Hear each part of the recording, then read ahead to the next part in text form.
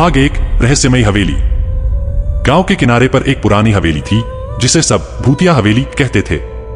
कहते हैं वहां कई साल पहले एक औरत की मौत हो गई थी और तब से उस हवेली से अजीब अजीब आवाजें आती थीं, चीखें, हंसी, रोने की आवाजें।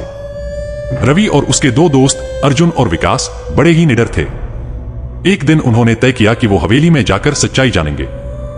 रात के 12 बजे चांदनी रात में वो तीनों हवेली पहुंचे। दरवाजा जंग खाया हुआ था लेकिन जोर लगाकर खोल दिया गया। हवेली के अंदर सब कुछ धूल और मकड़ियों से भरा था। दीवारों पर दरारें थीं और हवा में सड़न की गंध फैली हुई थी। पर सबसे ज्यादा डरावनी बात थी हवेली के एक कोने में बना तीसरा कमरा। गांव वालों का कहना था कि जो भी उस कमरे में गया कभी वापस नहीं लौटा। रवि ने कहा, चलो देखते हैं क्या है उस कमरे में। और वो तीनों उस कमरे की ओर बढ़े।